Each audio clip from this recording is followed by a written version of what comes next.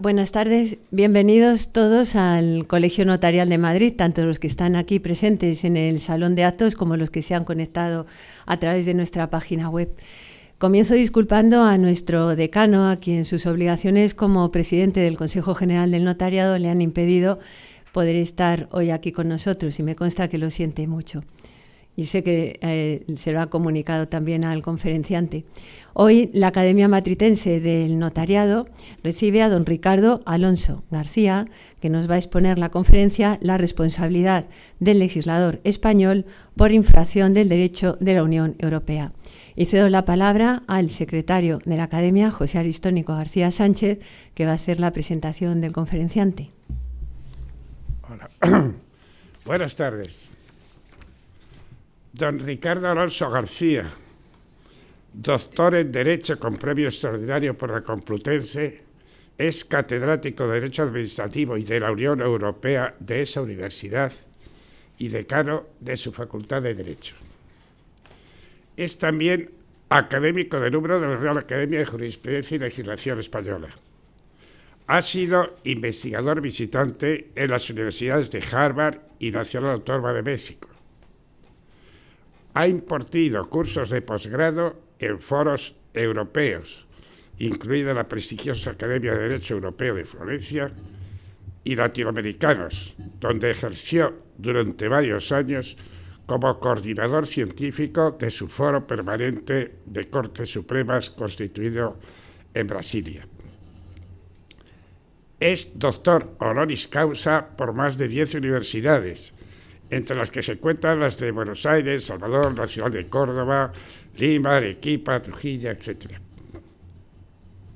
No es preciso, creo, citar más medallas y galardones para pergeñar la dimensión de su figura. Su actividad científica es inabarcable. Seminarios, congresos, conferencias, cursos, dirección de tesis en España, Hispanoamérica, etc. Y recitar el elenco de sus publicaciones sería interminable. Además de los bien conocidos sistemas jurídicos de la Unión Europea y las sentencias básicas de su Tribunal de Justicia, ha publicado centenares de artículos en las revistas españolas y europeas más prestigiosas, especialmente sobre derecho constitucional y europeo. Ha colaborado en decenas de obras colectivas, libros homenaje a catedráticos afamados, todas ellas muy interesantes, por cierto. Citemos, por ejemplo, la dictada sobre la cuestión prejudicial europea. Y es autor, por supuesto, de una amplia obra científica en publicaciones unitarias que tampoco tenemos tiempo ni siquiera de enumerar. Destaquemos solo dos. El juez español y el derecho comunitario, merecedora en el año 2002 del premio Rafael Martínez Emperador, otorgado por el Consejo General del Poder Judicial, y el juez nacional en la encrucijada europea de los derechos fundamentales, galardonado en el año 2014 con el premio de Estudios Jurídicos Europeos Eduardo García de Enterría, otorgado por la Asociación Española para el Estado de Derecho Europeo. Y no me extiendo más de lo necesario. La fama, prestigio y solvencia de nuestro conferenciante es sobradamente conocida y traspasa nuestras fronteras. Nos va a hablar además de un tema de máximo interés en el que es un experto de referencia. No hace mucho, en marzo de 2019, disertó brillantemente en esta cátedra sobre el encaje de la Constitución española y su prevalencia e subordinación en el contexto de la legislación europea. Hoy nos ilustrará sobre un reverso de este encaje: la responsabilidad del legislador español por infracción del derecho de la empresa, de la Unión Europea. Perdón. Tiene la palabra, profesor. Muchísimas gracias, querido Aristónico, queridos miembros de la mesa, querido auditorio, muchos amigos que han tenido a bien acompañarme en la intervención en esta Academia Matritense, que comentaba yo antes con miembros de la mesa, bueno, de cómo anda el país, que no anda todo lo bien que todos quisiéramos. Pero bueno, yo les decía, mientras ande bien la Academia Matritense del Notariado y la Facultad de Derecho de la Complutense, podemos dormir tranquilos, ¿no? Y lo pienso de veras. Para mí es un honor volver a intervenir aquí 3 años después, como decía Aristónico, de mi anterior intervención en marzo del año 2019. Si entonces mi conferencia se dedicó a la Constitución Europea en el contexto de la Unión Europea, pues hoy tiene cierta similitud, voy a hablar de otra cosa, pero cierta similitud, porque voy a hablar de la responsabilidad del legislador español en el contexto también de la Unión Europea. Se trata de un tema, se pueden ustedes imaginar, importantísimo, ¿no? Estamos hablando de la responsabilidad del legislador. Se trata de un tema de primera magnitud, muy transversal, afecta a todos los órdenes, aunque nada más el orden, especialmente al orden contencioso, porque es el que tiene competencia para declarar la responsabilidad, pero es un problema muy transversal, es un problema muy constitucional y es un problema de tremenda actualidad. Voy a hablar de un tema de tremenda actualidad. De tremenda actualidad, ¿por qué? Porque hace apenas unos meses, el 28 de junio pasado, el Tribunal de Justicia dicta una sentencia en el asunto Comisión versus España, el asunto 278/20, en la que declara que el sistema español de responsabilidad del legislador por infracción del derecho de la Unión, ese sistema de responsabilidad introducido por el legislador español en el año 2015 en 2 leyes, principalmente en la Ley 40/2015, la Ley Reguladora del Sector Público, pero también tiene algún artículo dedicado a esa responsabilidad en la Ley 39/2015, la Ley de Procedimiento Administrativo Común de las Administraciones Públicas. Bien, esa intervención del legislador del año 2015 regulando la responsabilidad del legislador español, insisto, en lo que afecta a las responsables particulares por haber infringido el derecho de la Unión, pues ese régimen, ese sistema es declarado contrario al derecho de la Unión, en esa sentencia de 28 de junio. Por tanto, en estos momentos, estamos hablando de 6 meses después, España sigue sin dar cumplimiento a esa sentencia declarativa. Recuerdo aquí brevemente que el Tribunal de Justicia no tiene competencia para anular derecho nacional, no tiene facultades ni competencias para anular derecho nacional, ni siquiera en los procesos por incumplimiento. Los procesos por incumplimiento de los Estados miembros, que van directamente dirigidos a constatar que el derecho nacional infringe el derecho de la Unión, el sistema del tratado prevé que el Tribunal de Justicia lo más que puede llegar a hacer, que no es poco, es a declarar que ese derecho nacional resulta incompatible con el derecho de la Unión, o lo que es igual, no puede anular derecho nacional. Será el Estado miembro, el que ha emitido ese derecho nacional declarado incompatible con el derecho de la Unión, el que deberá sacar las consecuencias pertinentes de esa sentencia declarativa en los términos del artículo 261 del Tratado de Funcionamiento de la Unión, que leo rápidamente. Dice ese artículo 261, repito, del Tratado de Funcionamiento, textualmente, que si el Tribunal de Justicia declarare que un Estado miembro ha incumplido una de las obligaciones que le incumben en virtud de los tratados, dicho Estado estará obligado a adoptar las medidas necesarias para ejecutar la sentencia del Tribunal. Luego, esa es la primera idea fundamental que expongo ya aquí. El Tribunal de Justicia no ha anulado ese régimen español, pero lo ha declarado incompatible con el derecho de la Unión. Será el propio legislador español el que, ahora explicaré por qué, cuanto antes mejor, tenga que proceder a revisar esa legislación y a modificarla para adaptarla a los términos fijados por el Tribunal de Justicia en esa sentencia declarativa de incumplimiento. Y antes de que se me olvide, lo digo ya, lo debería hacer cuanto antes, para empezar porque han pasado ya 6 meses, y para seguir, para evitar situaciones bueno, pues tan surrealistas, diría yo, como la que se ha producido hace menos de una semana, que probablemente conocerá poca gente aquí, porque estoy hablando del boletín del Estado de 6 de enero. Ese boletín oficial del Estado de 6 de enero publica varias sentencias del Tribunal Constitucional, entre ellas la sentencia 151/2022, es decir, una sentencia de hace un par de meses, publicada el 6 de enero, en la que el Tribunal Constitucional, y de ahí mi calificativo un poco surrealista de la situación, en la que el Tribunal Constitucional, para apoyar una determinada argumentación a la hora de resolver el caso, se apoya argumentando, insisto, para apoyar su razonamiento, se apoya en un artículo, el 32.5 de la Ley 40/2015, la Ley Reguladora del Sector Público, que es uno de los artículos que ha sido declarado contrario al derecho de la Unión por el Tribunal de Justicia. Es verdad, para evitar equívocos, que el Tribunal Constitucional lo trae a colación por motivos distintos a los que ha llevado el Tribunal de Justicia a declararlo incompatible con el derecho de la Unión, pero confunde bastante a alguien que no sea experto en esto, pues hombre, ver al Tribunal de Justicia invocando en un razonamiento, en una sentencia de enero, un precepto específico que ha sido declarado incompatible con el derecho de la Unión hace 6 meses y que tendrá que ser probablemente modificado para adecuar esa legislación a la, ya adelanto, no a la legislación europea, porque no hay incompatibilidad con la legislación europea, sino con la jurisprudencia del Tribunal de Justicia.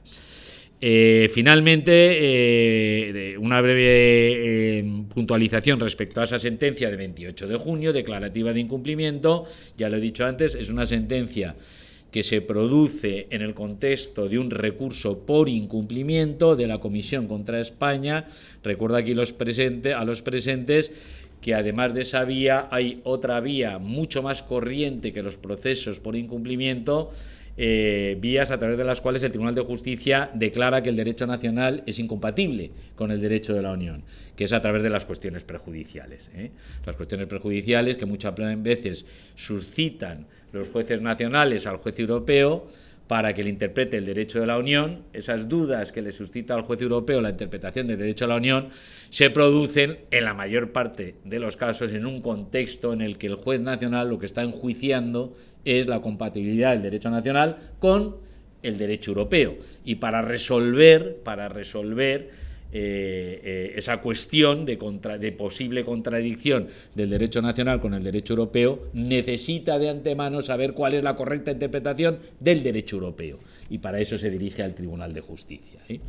En este caso, la declaración de incumplimiento no va a venir de una cuestión prejudicial, sino de un proceso directamente entablado por la Comisión contra España, que es un proceso, por lo demás, que ha sido largo. Ha durado 5 años. Este proceso contra España se inició en junio del año 2015 y se ha resuelto, en junio del año 2017 y se ha resuelto en junio de 2022. 5 años han tardado, de los cuales 3 años han estado residenciados en la fase precontenciosa.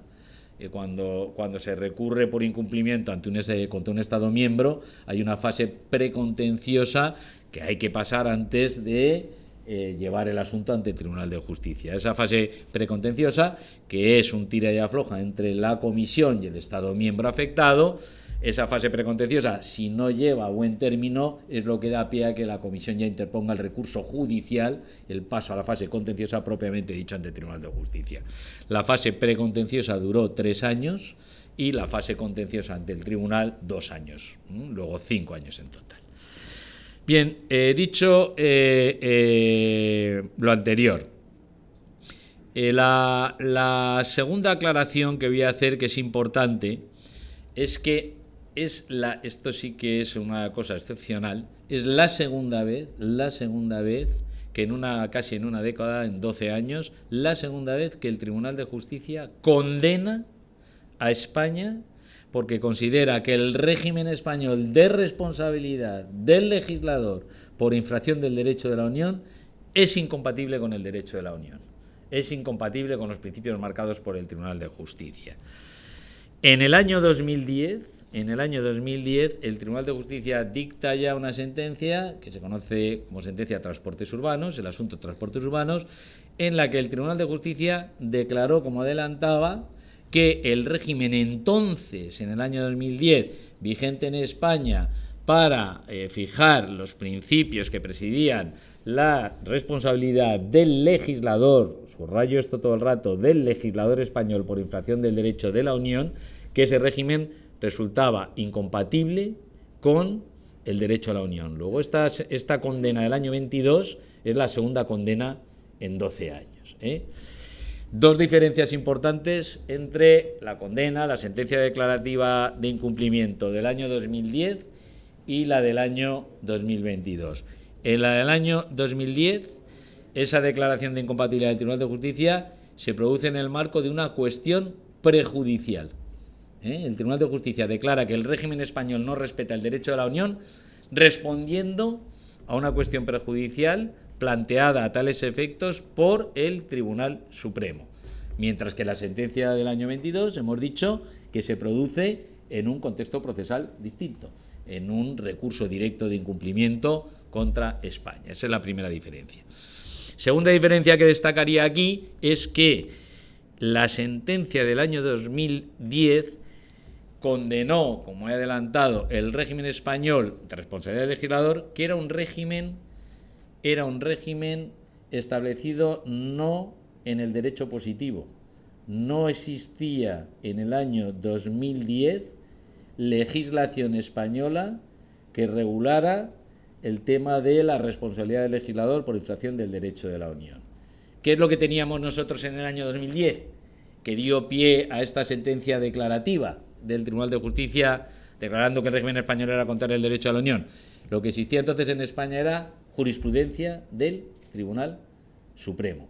Todo lo que en el año 2010 existía en España sobre responsabilidad del legislador, repito una vez más a riesgo de ser pesado, responsabilidad del legislador español frente a los particulares por los daños y perjuicios que el legislador ocasione a esos particulares al haber legislado de manera incompatible con el derecho de la Unión.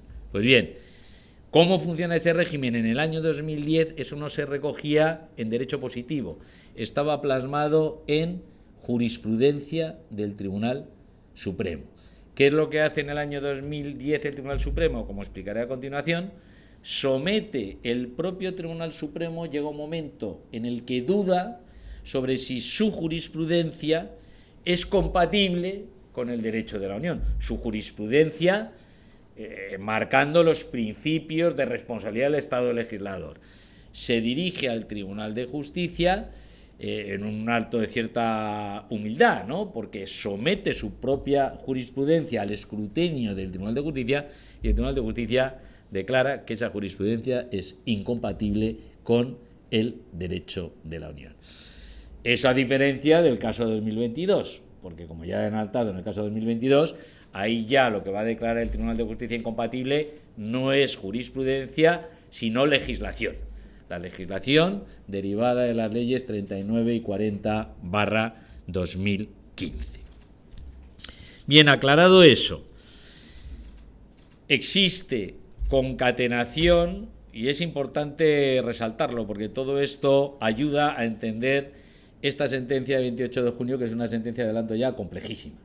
Es una sentencia muy compleja, no digo ya para los expertos en derecho administrativo, sino para los expertos en sistema de responsabilidad pública. Es una sentencia tremendamente farragosa y tremendamente compleja. Pero sí que ayuda bastante a entender el tema, contextualizarlo. Y esa contextualización comienza ¿por qué? Porque por resaltar que hay una concatenación entre el pronunciamiento del año 2010 y este pronunciamiento del año 2022. ¿Por qué digo esto? Por lo siguiente. Como señalaba, todo arranca, en realidad todo arranca de la responsabilidad del legislador por leyes inconstitucionales, por leyes A partir de ahora me voy a referir, para ahorrar saliva y para no aburrir al auditorio, me voy a referir, en vez de a las leyes contrarias al derecho de la Unión, la voy a llamar leyes antieuropeas, para contraponerlas a las leyes inconstitucionales. Leyes inconstitucionales por contrarias a la Constitución, leyes antieuropeas por contrarias no a la Constitución, sino al derecho europeo. Bien, como sabrá gran parte de la audiencia, la responsabilidad del legislador por leyes inconstitucionales es una construcción puramente jurisprudencial. Arrancó, no ahora, pero arrancó como una construcción puramente jurisprudencial del Tribunal Supremo. Una construcción jurisprudencial de la década, sobre todo de finales de los 80, principios de los 90, que en esencia acaba de la siguiente manera: el Tribunal Supremo, enganchándose o agarrándose al artículo 9.3 de la Constitución española, dice que ese 9.3 de la Constitución española avala que el legislador, cuando provoca daños y perjuicios a los particulares en su ejercicio de la actividad legislativa por vulnerar la Constitución, debe indemnizar a esos particulares por leyes inconstitucionales. Posteriormente a esa jurisprudencia, en la ley 30/98, la ley de procedimiento administrativo del 98, se incorpora por vez primera en un texto normativo la responsabilidad del legislador, pero ojo, no por leyes inconstitucionales, es una responsabilidad distinta, que hay que recalcarlo. Aunque está pensando en leyes inconstitucionales, el legislador lo que incorpora es la responsabilidad del legislador cuando el legislador decide en la propia ley incorporar su responsabilidad. Resalto esto porque esto se ha incorporado en la ley 40/2015, pero eso no es un supuesto de responsabilidad por leyes inconstitucionales, es una responsabilidad por ley que el propio legislador decide incorporar en la ley que ha lugar a responsabilidad esa intervención suya como legislador. Aquí estamos hablando de un supuesto distinto, es un supuesto en el que el Tribunal Constitucional declara la inconstitucionalidad de una ley y a partir de ahí se abre la vía de una posible responsabilidad por daños y perjuicios. Bien, ¿cómo llega el tema al Tribunal de Justicia en el año 2010? Llega por lo siguiente. Bueno, voy a adelantar también el qué. Esto es tan complejo, ya adelanto. Estamos hablando de que el sistema español de responsabilidad es contrario al derecho de la Unión. Así ha empezado la conferencia. ¿A qué derecho de la Unión? Pues al sistema de responsabilidad de los Estados miembros por infracción del derecho de la Unión, que está establecido en la jurisprudencia del Tribunal de Justicia. Por eso es todo esto tan complejo. Con otras palabras, no hay una sola norma, ni en el derecho originario de los años 50, ni en los tratados de los años 50 de las Comunidades Europeas, ni en los tratados de hoy, no hay ni una sola disposición en los tratados, ni una sola disposición en la que se establezca que los Estados miembros deben responder frente a los particulares por sus infracciones del derecho de la Unión. Ni un solo artículo. ¿De dónde sale entonces ese principio de que los Estados miembros están obligados a responder frente a los particulares por infracciones del derecho a la Unión? En virtud del derecho a la Unión. ¿De dónde sale? De una sentencia del Tribunal de Justicia del año 91. Los tratados constitutivos sí que preveían entonces, en los años 50, y prevén a día de hoy en el tratado, la responsabilidad extracontractual del poder público europeo, de las propias instituciones de la Unión, pero no de los Estados miembros. Insisto, los tratados prevén la responsabilidad de los poderes públicos de la Unión cuando esa responsabilidad deriva de infracciones del derecho de la Unión por las propias instituciones de la Unión, pero no los Estados miembros. Eso de que los Estados miembros respondan extracontractualmente por infracciones de derecho a la Unión, eso es una construcción del Tribunal de Justicia del año 91, que tiene nombres y apellidos. En la sentencia Frankovich, el Tribunal de Justicia dijo, bueno, aunque esto se prevea en los tratados, nada más para las instituciones de la Unión, para el poder público europeo. Eso de que el poder público responde frente a los particulares por los daños y perjuicios que les provoquen su actividad es un principio general del derecho.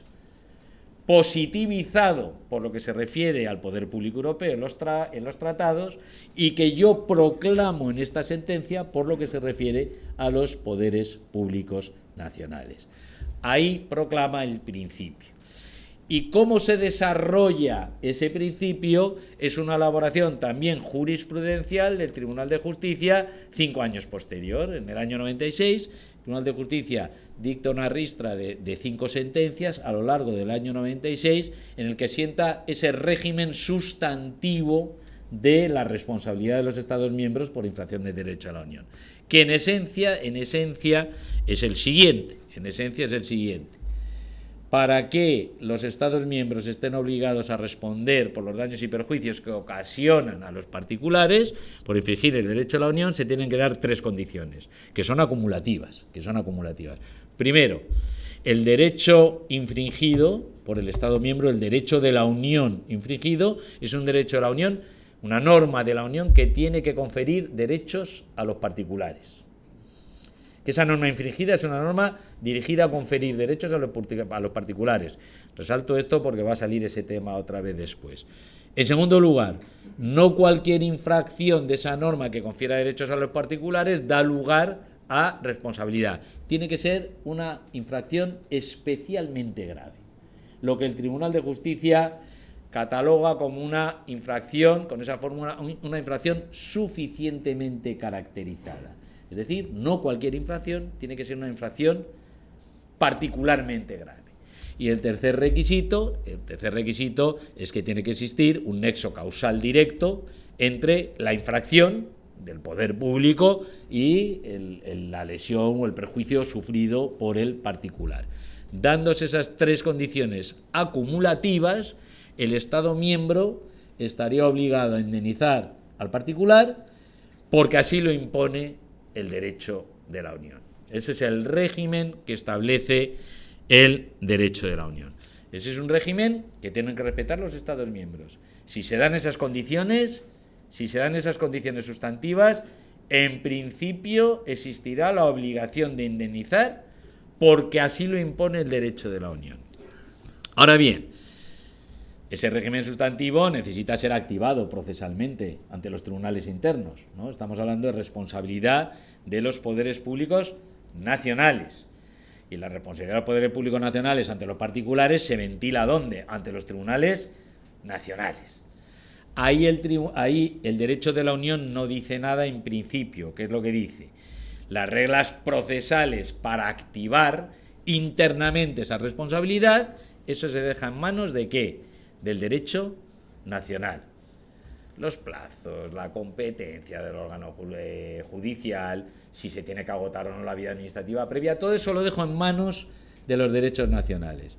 Pero, siempre y cuando no es un cheque en blanco al derecho nacional, siempre y cuando los derechos nacionales respeten 2 principios, que voy a destacar aquí, pues porque son los que van a dar lugar a la condena en los 2 casos contra España. Siempre y cuando ese derecho procedimental nacional respete 2 principios, los principios de equivalencia y efectividad. Principio de equivalencia. Las normas procesales que rigen las acciones de responsabilidad basadas en puro derecho interno, es decir, al margen por completo del derecho de la Unión, esas acciones de responsabilidad no pueden ser más favorables para el particular que el régimen procesal que se aplique a las acciones que se fundan en el derecho de la Unión. O si quieren ustedes verlo al revés, lo digo al revés. Las acciones entabladas sobre la base del derecho de la Unión, por infracción del derecho de la Unión, esas acciones procesales no pueden ser más dificultosas para el particular que las acciones que presiden las de responsabilidad puramente interna, al margen del derecho de la Unión. Principio de equivalencia. Principio de efectividad, el segundo principio que debe respetar ese derecho nacional. A la hora, insisto, de regular procesalmente cómo se accionan, ¿no? esta responsabilidad contra el Estado por infracción del derecho de la Unión. Ese derecho procesal tiene que respetar el principio de efectividad, es decir, esas acciones tienen que ser unas acciones que no impidan de facto, son tan difíciles de cumplir o dificultan tanto la acción del particular que en el fondo se le está negando la posibilidad de obtener una sentencia reparatoria, declaratoria de la obligación de indemnizar. Principios de equivalencia y efectividad. En la sentencia del año 2010, el Tribunal de Justicia condenó a España porque el régimen español, insisto una vez más, que era un régimen jurisprudencial, no respetaba el principio de equivalencia. Ahora lo voy a explicar rápidamente. En la sentencia del año 2022 ha sido al revés. El Tribunal de Justicia ha condenado el régimen español, que es ya un régimen positivo, una vez más, de las leyes 39 y 40/2015, porque ese régimen de derecho positivo no respetaba el principio de efectividad. En el año 2010 no se respeta la equivalencia, en el año 2022 no se respeta la efectividad. ¿Por qué decía antes que hay una concatenación entre el asunto del año 2010 y el asunto 22? Por lo siguiente. Porque, ahora voy a explicar rápidamente eso. En la sentencia del año 2010 se declara el régimen español incompatible con el derecho de la Unión. ¿Qué es lo que hace entonces el Tribunal Supremo? Modifica su jurisprudencia. Insisto una vez más, ese régimen era un régimen jurisprudencial. Lo que hace el Tribunal Supremo en ejecución de esa sentencia declarativa de incumplimiento, en el marco de una cuestión prejudicial, lo que hace es acomodar su jurisprudencia a esa sentencia del Tribunal de Justicia. ¿Y por qué hay una concatenación desde entonces hasta la sentencia del 22? Porque una vez que hace eso el Tribunal Supremo en una sentencia de septiembre del año 2010, la sentencia Transportes Urbanos es de enero del año 2010, el Tribunal Supremo tarda poco, ya en septiembre, unos meses después, modifica su doctrina para acomodarla a esa sentencia del Tribunal de Justicia, hace esa acomodación jurisprudencial y esa acomodación jurisprudencial no convence al legislador, no le gusta al legislador. ¿Y qué es lo que va a hacer el legislador?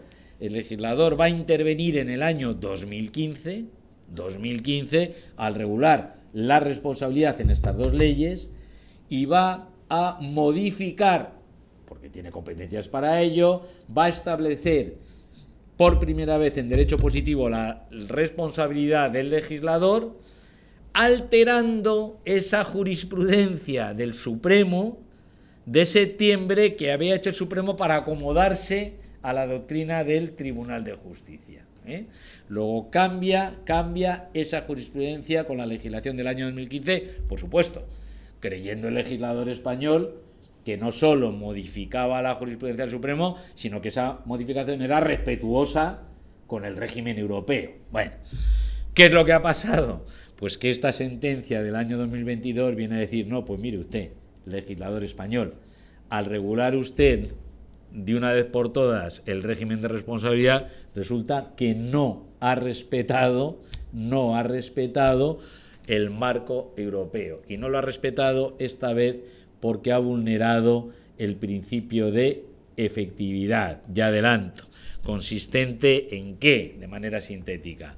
Ese régimen que usted establece para que el Estado responda frente al particular por actos legislativos, por actividad legislativa contraria al derecho de la Unión, ese sistema que usted monta no protege de manera eficaz y completa a los particulares.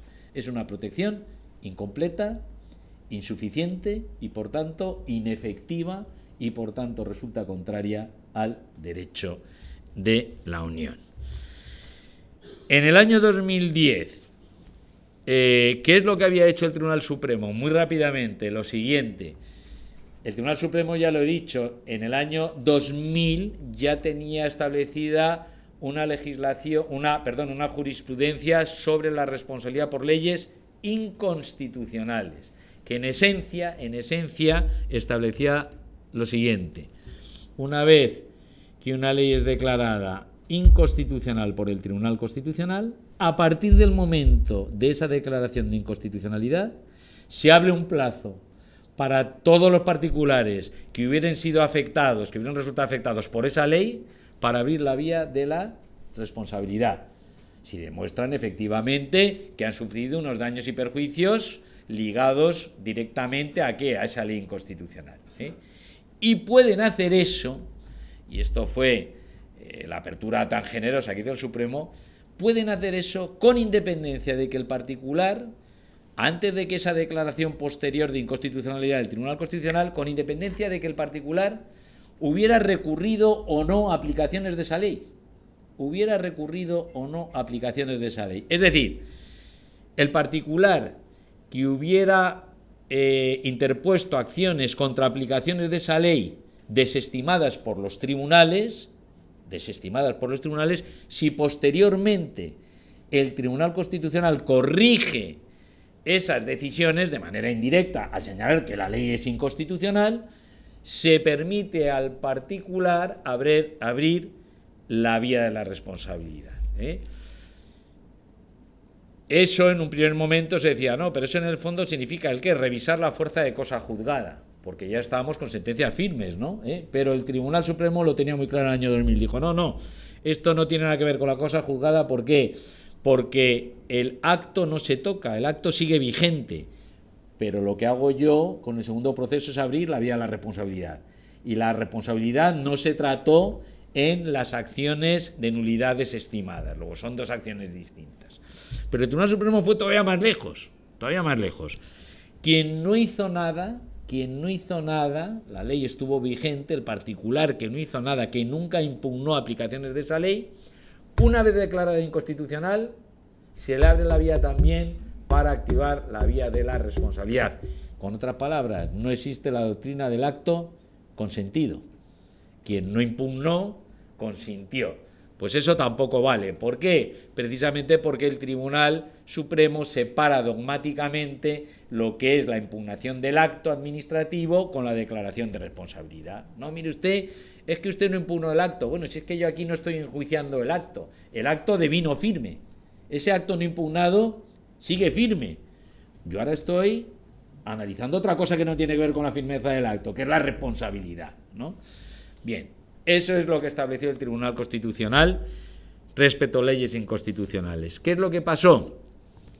Que cuando un litigante listo en el año 2005 dice, si esto es así para las leyes inconstitucionales, pues pido lo mismo en relación con leyes que son declaradas contrarias al derecho de la Unión por el Tribunal de Justicia. Es decir, hay una ley desarrollando una directiva, y esa ley hubo gente que la impugna y se desestiman las impugnaciones por ser contraria a la directiva, y se encuentra con sentencias que dicen no, es que la ley respeta la directiva, desestimo. Y hubo otra gente que nunca impugnó nada, que directamente no impugnó nada, y de repente viene una sentencia del Tribunal de Justicia que dice no, esta ley es contraria al derecho de la Unión. Bien, ¿qué es lo que hace este litigante? Va al Tribunal Supremo y le dice, oiga, aplíqueme el mismo régimen de las leyes inconstitucionales para las leyes contrarias al derecho de la Unión. Es decir, haya o no haya impugnado aplicaciones de esa ley, si después esa ley deviene ley antieuropea, porque así lo dice el Tribunal de Justicia, se me abre la vía de responsabilidad. ¿Pero qué hace el Tribunal Supremo entonces? Dice, no. Una ley inconstitucional es algo distinto a una ley antieuropea. Y por tanto, respecto a las leyes antieuropeas, no vale eso de haberte aquietado y luego pretender la responsabilidad. Si usted no impugnó los actos de aplicación de esa ley por contrario al derecho a la Unión en su momento, no me venga ahora pidiendo responsabilidad. Bien, eso llega a un momento en que la gente lo empieza a discutir. Y el Tribunal Supremo, ¿qué es lo que hace? Dirigirse al Tribunal de Justicia, como adelanté, y lo que el plantea el Tribunal de Justicia es, oiga usted, esta doctrina que yo vengo sosteniendo, eso no compatible con el derecho a la Unión. Y el Tribunal de Justicia le dice que no. ¿Por qué? Porque no respeta el principio de equivalencia, en esencia, que es lo que le dijo. No, mire usted, está tratando de manera peor peor la responsabilidad por infracción del derecho de la Unión que la responsabilidad por leyes inconstitucionales. Porque si usted se aquietó en relación con leyes antieuropeas, usted luego no puede exigir responsabilidad, y sin embargo, si se aquietó con leyes luego declaradas inconstitucionales, ahí sí que cabe responsabilidad. Por tanto, rompe el principio de equivalencia, es contrario al derecho de la Unión.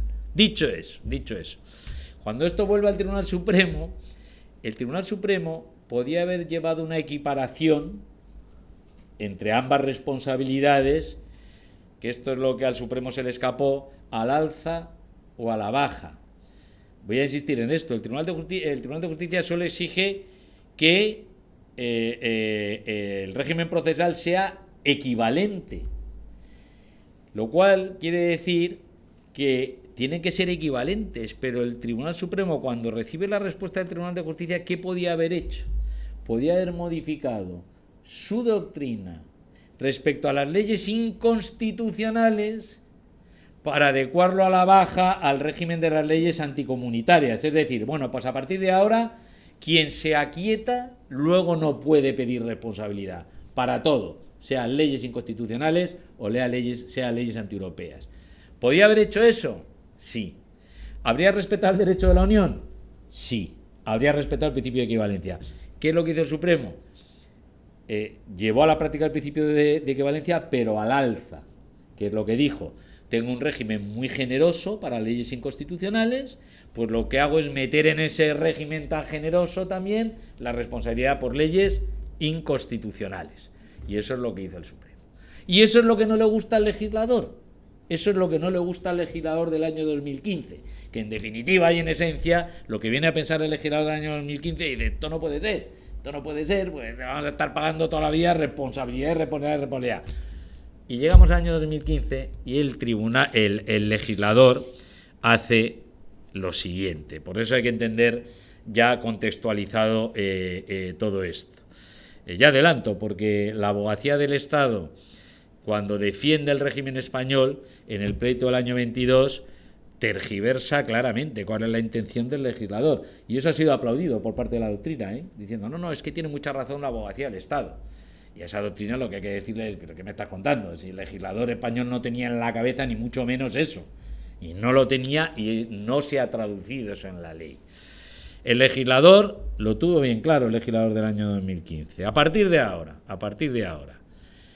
la responsabilidad del legislador, insisto, del legislador, por leyes inconstitucionales o antieuropeas, va a requerir ¿el qué? Y esto es claro y se marca en la ley claramente. Va a requerir que haya una sentencia declarando la inconstitucionalidad o procedente del Tribunal Constitucional, que es el único que puede declarar inconstitucional una ley, o declarando la contradicción con el derecho de la Unión procedente del Tribunal de Justicia.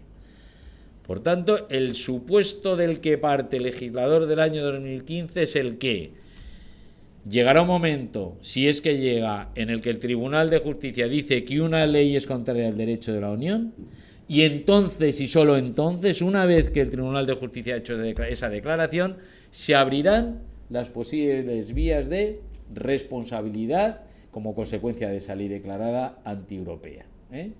Primera exigencia. Por tanto, tiene que haber una sentencia declarativa del Tribunal de Justicia. Segunda exigencia, que es la gran corrección a esa jurisprudencia del Tribunal Supremo. Segunda exigencia. Para que eso sea posible, el particular tiene que haber recurrido esos actos de aplicación ante los tribunales y haber obtenido una sentencia firme desestimatoria. Es decir, solo el sujeto que en su momento no se aquietó, por tanto, fuera el acto consentido, no nos vamos a tragar el acto consentido.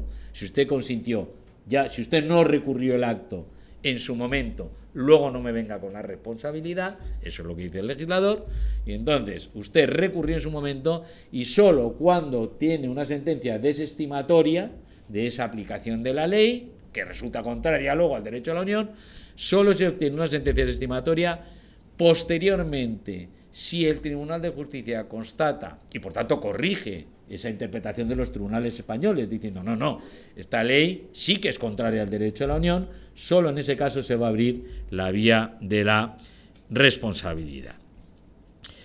Y a todo eso, que es el régimen procesal, le añade el régimen sustantivo. Es decir, bueno, no basta con que haya una declaración de incompatibilidad del Tribunal de Justicia y que además el sujeto haya obtenido una sentencia desestimatoria firme antes de esa posterior declaración por parte del Tribunal de Justicia. Es necesario además que se den las condiciones sustantivas que hagan nacer la responsabilidad, las condiciones sustantivas europeas de la jurisprudencia europea que la ley reproduce. Es decir, se tiene que haber violado una norma europea que confiera derecho a los particulares, en segundo, tiene que ser una violación suficientemente caracterizada y en tercer lugar, tiene que haber un nexo causal entre la violación y el perjuicio sufrido. Insisto, lo que hace es reproducir en la ley la propia jurisprudencia del Tribunal de Justicia. Pues bien, la Comisión va a atacar este régimen, que he explicado en su esencia, va a atacar este régimen por vulneración de los dos principios. Según la Comisión, dice, este régimen que ha establecido el legislador español vulnera tanto el principio de equivalencia como el principio de efectividad. Ya adelanto, la alegación de vulneración del principio de equivalencia de manera absolutamente sorprendente es desestimada por el Tribunal de Justicia. O lo que es igual, el Tribunal de Justicia dice que nuestro régimen no vulnera el derecho de la Unión en virtud del principio de equivalencia. ¿En qué se apoyaba la Comisión Europea para decir que se vulneraba ese principio de equivalencia? Apoyado por mucha doctrina. Se apoyaba en algo tan sencillo como lo siguiente. Resulta que para que surja la responsabilidad por leyes antieuropeas, se exige el qué, que la norma infringida, insisto una vez más, confiera derechos a los particulares y que además sea suficientemente caracterizada. Pero es que me voy a las leyes inconstitucionales y resulta que para que surja responsabilidad por ley inconstitucional ni se exige que la norma constitucional infringida confiera derechos a los particulares, supuesto típico y de cajón que ya se ha declarado, ¿no? Un decreto ley que incumple el presupuesto habilitante y que es declarado inconstitucional. ¿Eso puede provocar responsabilidad? Sí. Y sin embargo el precepto infringido, el 86, no confiere derechos a los particulares, regula el presupuesto habilitante, ¿no? Es el ejemplo más típico. Por tanto, ¿qué es lo que se dice? El régimen de responsabilidad por leyes inconstitucionales es más generoso. ¿Por qué? Porque se puede vulnerar cualquier precepto de la Constitución y no solo preceptos que confieran derechos a los particulares. Y en segundo lugar, más claro todavía, usted para que nazca la responsabilidad por leyes anticomunitarias, me dice que no basta con cualquier infracción. Tiene que ser, ¿qué? Suficientemente caracterizada, suficientemente grave. Para responder por leyes inconstitucionales no se exige nada de eso. La ley es inconstitucional, da igual que sea la inconstitucionalidad grave, leve, basta la inconstitucionalidad para poder provocar la responsabilidad. Por tanto, sostenía la Comisión, se está rompiendo el principio de equivalencia. Usted trata de manera mejor la responsabilidad procesalmente a las leyes, sustantivamente a las leyes inconstitucionales que a las leyes antieuropeas. Es más fácil obtener reparación por leyes inconstitucionales. Respuesta del Tribunal de Justicia, un tanto sorprendente. Todos, y digo todos, cuando digo todos, digo todos. Esto es una impertinencia del Tribunal de Justicia. El Tribunal de Justicia, la verdad es que se acostumbra de vez en cuando a soltar perlas impertinentes, y esas perlas de impertinencia cargan a la doctrina, cargan a los tribunales, y tiene que andarse con mucho ojo. Yo no me canso de avisar al Tribunal de Justicia, mucho ojo con la soberbia en los pronunciamientos, ¿no? Hay una frasecita en la que dice, no, esto se ha debido a la ignorancia a la hora de haber entendido mi jurisprudencia. Claro, y lo que hay que decir es que resulta que todos somos ignorantes, todos, la doctrina española, la doctrina de todos los demás Estados miembros y todos los demás tribunales. En definitiva, todos somos idiotas, pero no el Tribunal de Justicia, ¿no? Que es el que nada más entiende a sí mismo. ¿Por qué digo esto? Porque todos estábamos convencidos de que ese régimen sustancial que había establecido el Tribunal de Justicia siempre podía ser y debía ser desplazado si el régimen nacional era más favorable. Es decir, si el régimen nacional de responsabilidad es más favorable para el particular que el que deriva del Tribunal de Justicia, todos habíamos entendido que entonces lo que se aplicaba era el régimen nacional, porque desplazaba, porque era más favorable para el individuo al régimen europeo. Pues bueno, ahora el Tribunal de Justicia dice que no, que nunca hemos entendido eso, que hemos estado 25 años sin entender su jurisprudencia y que por lo que se refiere al régimen sustantivo, a esas tres condiciones, son condiciones necesarias y suficientes y únicas para generar responsabilidad por infracción del derecho de la Unión. Es decir, con otras palabras, que si usted tiene un régimen más favorable, puede aplicar ese régimen más favorable si usted lo decide en virtud de su derecho interno, pero que el derecho de la Unión no le obliga a usted a aplicar su régimen favorable. Y ahí nos corrige a todos. Insisto, nosotros entendíamos que en virtud del derecho de la Unión, el derecho de la Unión llamaba a la aplicación del régimen favorable. Y ahora el Tribunal de Justicia dice que no, que eso puede pasar si así lo decide libremente el legislador español. Por tanto, está claro que la legislación establecida se puede mantener en esos términos sustantivos. Un régimen sustancial, eso no hay ningún problema para las leyes inconstitucionales y otras para las leyes antieuropeas. Eso se salvó. Ya voy terminando. El palo nos lo ha dado el Tribunal de Justicia porque, con razón, porque dice que no se respeta el principio de efectividad. Y lo dice esencialmente, es una sentencia muy farragosa, insisto, muy compleja.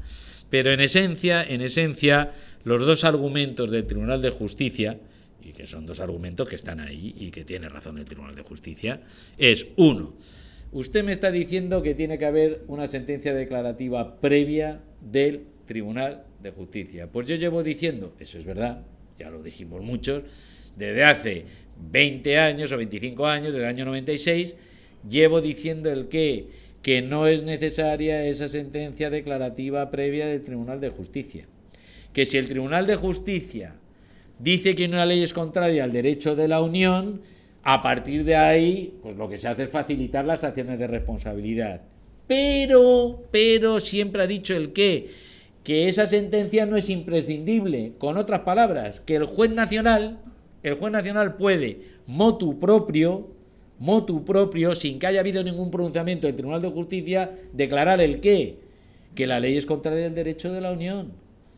De hecho, eso lo viene diciendo desde el año 78, lo saben todos ustedes. El juez nacional puede inaplicar leyes nacionales por contrarias al derecho de la Unión. Y si puede inaplicar leyes nacionales por contrarias al derecho de la Unión es porque tiene plenas competencias para decir que esa ley es contraria al derecho de la Unión. Y eso a todos los efectos. ¿También para qué? Para derivar de esa declaración de infracción una responsabilidad del Estado legislador. Luego ahí viene el primer palo al régimen. No es imprescindible que haya una sentencia previa del Tribunal de Justicia declarando que la ley es contraria al derecho a la Unión. Eso lo puede decir directamente el juez nacional sin respaldo alguno por el Tribunal de Justicia, por sentencia previa del Tribunal de Justicia. Esto es importante. Y lo segundo, ¿qué es lo que dice el Tribunal de Justicia? Dice, bueno, decía la comisión, no, es que el hecho de, una vez que el Tribunal de Justicia lo ha declarado, el hecho de que para poder accionar la responsabilidad tengas que haber agotado previamente la vía judicial, habiendo obtenido una sentencia desestimatoria para poder luego, cuando el Tribunal de Justicia te dice que eso es contra el derecho a la Unión, abrir la vía de la responsabilidad, eso dificulta mucho porque obliga a todos los particulares a estar recurriendo las aplicaciones de las aplicaciones de la ley. Y aquí el Tribunal de Justicia dice, no, mucho ojo, no es consecuente y respeta nuestro sistema el hecho de que se exija cierta diligencia al particular, que el particular no se aquiete a aplicaciones de esa ley sin decir nada, que espere que el Tribunal de Justicia diga que luego eso es contrario al derecho a la Unión y que lo diga, no, quiero responsabilidad. No, hombre, Lo que tiene que hacer el particular es, si cree que le están aplicando una ley contraria al derecho de la Unión, atacar esa aplicación del derecho de la Unión. Por tanto, esa exigencia no es incompatible con el derecho de la Unión, pero hace dos precisiones muy importantes. Luego, eso ya es precisiones que, aunque la ley no se toque, hay que interpretarla de esa manera. Hace dos precisiones. Uno, ojo, la ley habla de que tienes que haber obtenido una sentencia firme desestimatoria. Bien, el Tribunal de Justicia deja muy bien claro el qué, una sentencia firme, lo que no significa que tengas que haber agotado la vía judicial. Esto es importante, ¿eh? O sea, no se necesita que el particular haya agotado toda la vía judicial hasta llegar hasta el último recurso posible para obtener una sentencia desestimatoria, para que cuando luego, años después, se declara la ley contraria al derecho a la Unión, poder reclamar. No, el Tribunal de Justicia dice, no, hasta ahí no. Es necesario que el particular no se quede de brazos cruzados, pero el particular puede impugnar eso ante los tribunales y en primera instancia, si no dan la razón, digo, no voy a seguir gastando dinero, seguir con los pleitos, ¿no? Pues entonces ya está, me trago la sentencia y deviene firme porque no la impugno. Eso vale ya para el Tribunal de Justicia para poder luego reclamar responsabilidad. Y la segunda precisión, bastante importante también, es que en la Constitución del legislador, poco menos que ese particular que ha impugnado las aplicaciones de la ley, al haber impugnado las aplicaciones de la ley porque la ley era contraria al derecho de la Unión, volvemos a lo mismo, y no le dieron la razón, y eso es lo que genera después responsabilidad, poco menos que tenía que haber alegado ya ante los tribunales el mismo motivo de contradicción con el derecho de la Unión, que va a ser el motivo que luego lleve al Tribunal de Justicia a declarar que esa ley es contraria al derecho de la Unión, ¿eh? Es decir, me están aplicando el artículo 5 de la ley tal que desarrolla el artículo tal de la directiva, ¿eh? Y entonces yo creo que este artículo no se me puede aplicar porque es contrario por estos motivos al artículo tal de la directiva, ¿no? Y que eso luego sea el motivo por el que el Tribunal de Justicia años después declare la contradicción. Y el Tribunal de Justicia creo que dice, no. Eso tampoco se le puede exigir al particular. Si el particular ha hecho eso, muy bien. Pero basta con que el particular haya pedido la inaplicación de la ley contraria al derecho a la Unión por cualquier motivo, aunque difiera del motivo por el que después el Tribunal de Justicia declare contraria a la ley al derecho de la Unión, ¿eh? O sea, que no tiene que llevar esa intervención. Una cosa es no aquietarse y otra cosa es apurar el agotamiento de la vía judicial y atinar a que el motivo de la contradicción con el derecho a la Unión sea exactamente el mismo que lleva luego el Tribunal de Justicia a declarar la contradicción con el derecho de la Unión, ¿eh? Luego, eso es lo que resulta muy matizado por el Tribunal de Justicia. Y, en segundo lugar, y ya concluyo, de verdad, para no aburrirles más, el segundo motivo es, ojo, del Tribunal de Justicia. Dicho lo cual, y una cosa más, ¿qué pasa con las leyes autoaplicativas? Claro, ¿qué pasa con las leyes autoaplicativas y qué pasa con las omisiones del legislador, a resultar de lo cual hay un perjuicio, un directo perjuicio para el particular? Aquí no me vale toda su regulación, claro. Aquí, ¿qué es eso de haber impugnado previamente? No puedes haber impugnado previamente. ¿Por qué? Porque no caben recursos contra leyes. Esto que quede bien claro. No caben recursos contra leyes directos de los particulares, ya sean inconstitucionales, ya sean contrarios al derecho de la Unión. Lo que puede hacer el particular es impugnar actos de aplicación de una ley por contraria al derecho de la Unión. Pero nuestro sistema no permite impugnar, que un particular impugne una ley que le afecta de una manera directa por contraria al derecho a la Unión. No existe ese recurso, no existe esa vía impugnatoria. Y tampoco existe la posibilidad de ¿qué? De demandar directamente al legislador por una omisión legislativa. ¿Qué es lo que dice el Tribunal de Justicia? Que como eso no existe en derecho español, pues se tiene que habilitar el ¿qué? La posibilidad de ejercitar acciones de responsabilidad directamente, sin haber pasado previamente por la impugnación, porque no ha habido actos de aplicación, ¿eh? Bien, pues con eso encima de la mesa es todo eso es lo que hay que recomponer para adecuar nuestra legislación al derecho de la Unión. Insisto, hay que hacerlo cuanto antes mejor.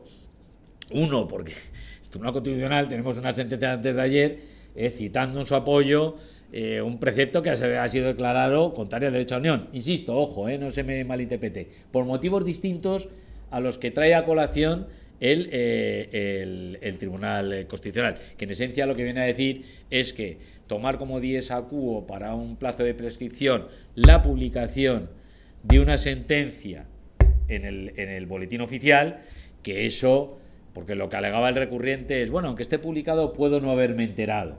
Eso era en esencia lo que va en amparo en esta sentencia 151/2022.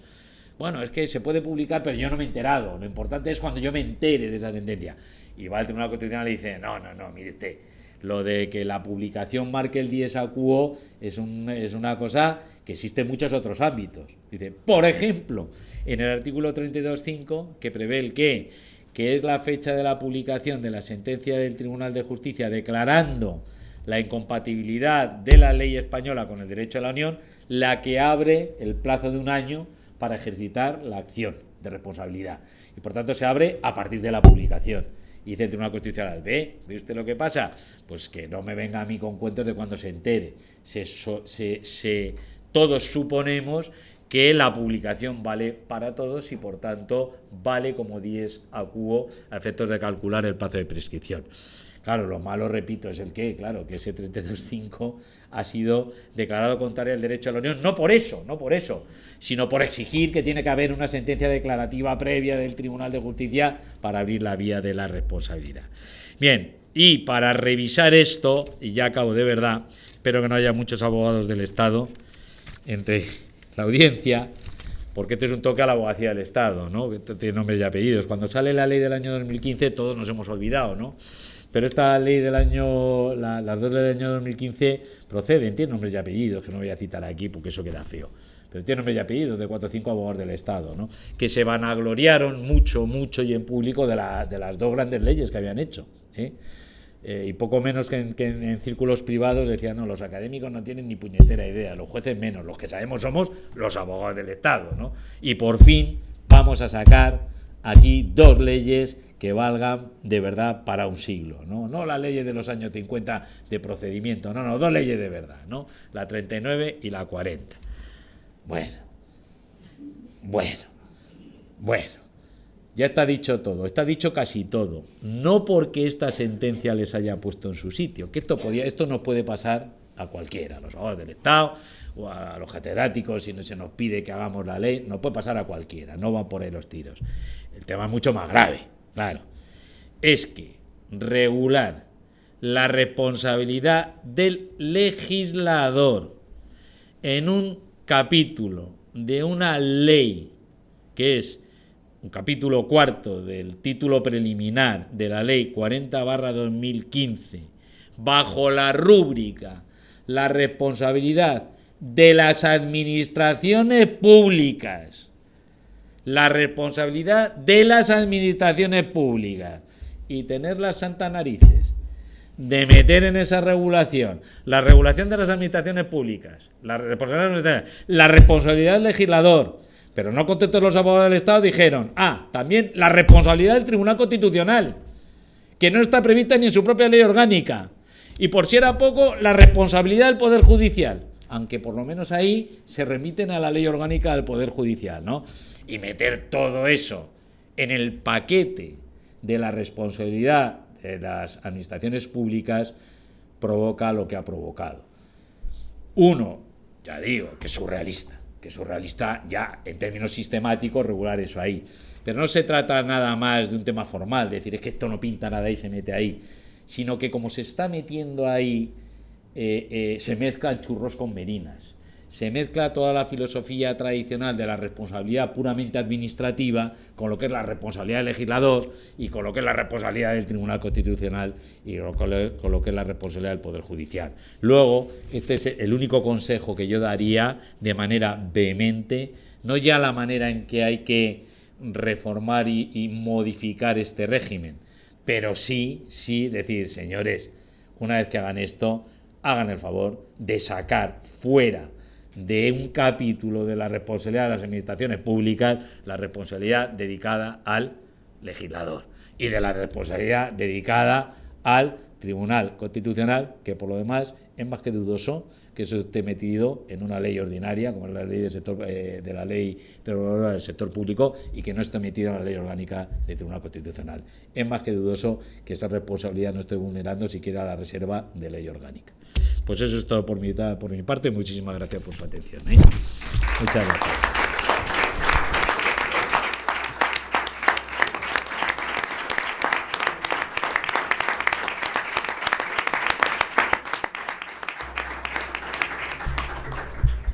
Muchas gracias, enhorabuena por una conferencia brillante, tan brillante como la del 2019. Se va a convertir en una costumbre y esperemos a ver si los consejos que han resultado de esta conferencia son escuchados.